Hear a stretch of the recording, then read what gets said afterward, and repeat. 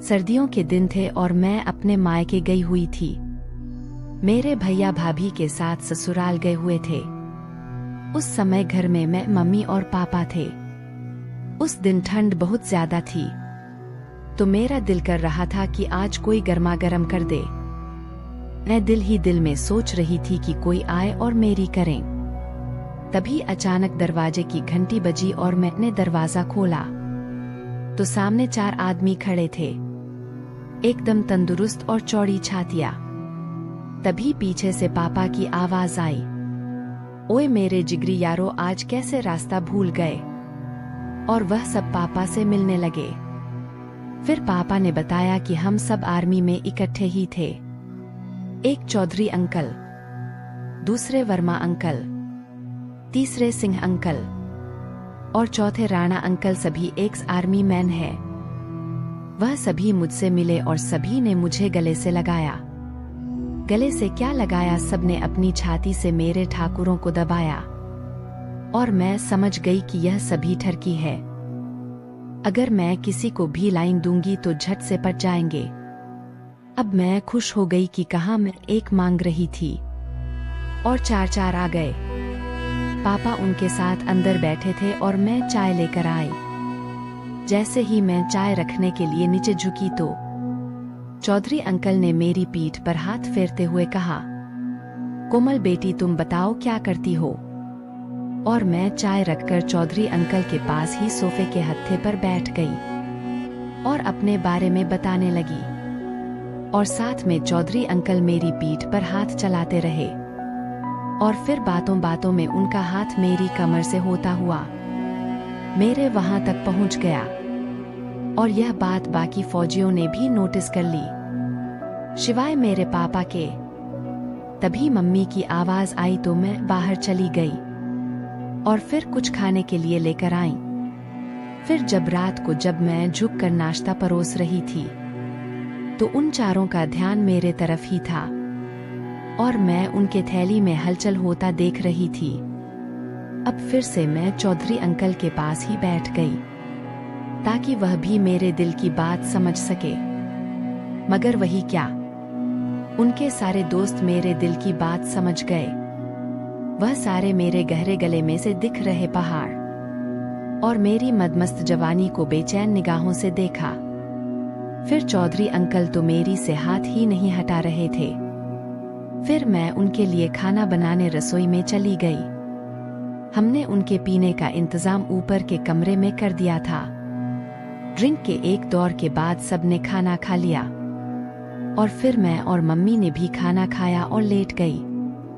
Mummy तो नींद की गोली खाई और सो गई, पर मुझे कहाँ नींद आने वाली थी। घर में 4 हो और मैं बिना किए सो जाऊं, ऐसा कैसे हो सकता है। और मैं ऊपर के कमरे में गई। वहां पर फिर ड्रिंक का दौर चल रहा था। मुझे देखकर पापा ने तो मुझे नीचे जाने के लिए बोला, मगर सिंह अंकल ने मेरा हाथ पकड़कर मुझे अपने साथ बिठा लिया और बोले, अरे यार बच्ची को हमारे पास बैठने दो, हम सब इसके अंकल ही तो हैं। और तो पापा मान गए। फिर सारे अंकल मुझे फौजी की बातें सुनाने लगे और पीते रहे, मगर वह सभी पापा को बड़े बड़े गिलास में ड्रिंक दे रहे थे और खुद छोटे छोटे ले रहे थे। अब मैं समझ गई कि वह चारों पापा को जल्दी लुढ़काने के चक्कर में है। फिर सिंह अंकल ने भी अपना कमाल दिखाना शुरू कर दिया। वह मेरी पीठ पर बिखरे बालों में हाथ घुमाने लगे। जब मेरी तरफ से कोई विरोध नहीं देखा तो वह पहाड़ों पर भी हाथ घुमाने लगे, पर पापा का चेहरा हमारी तरफ सीधा नहीं था। मगर फिर भी अंकल सावधानी से अपना काम कर रहे थे।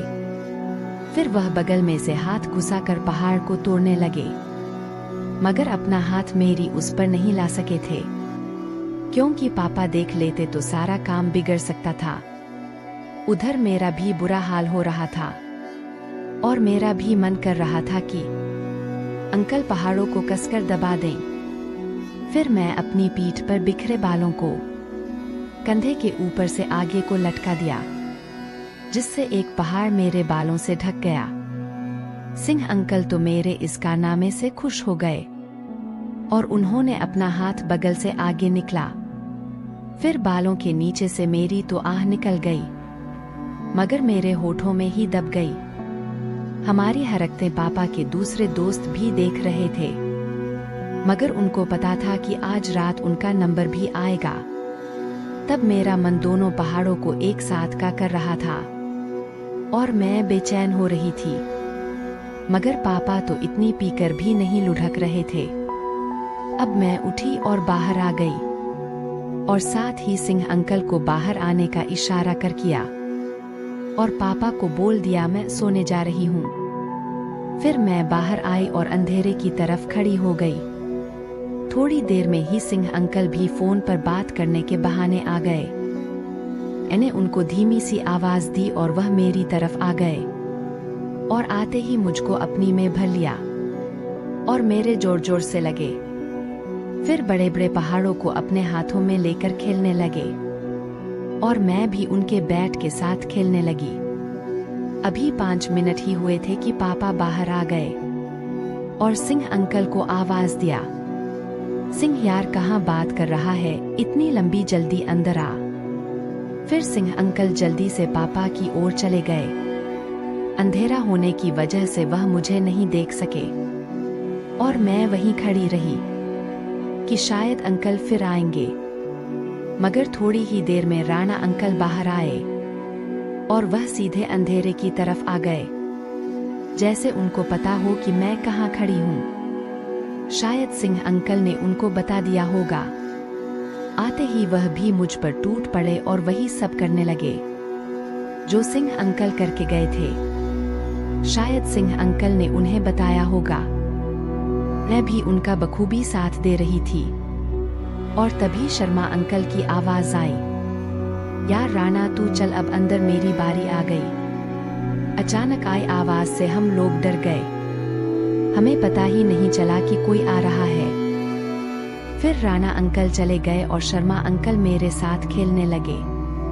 वह भी पूरे मजे के साथ करने लगे।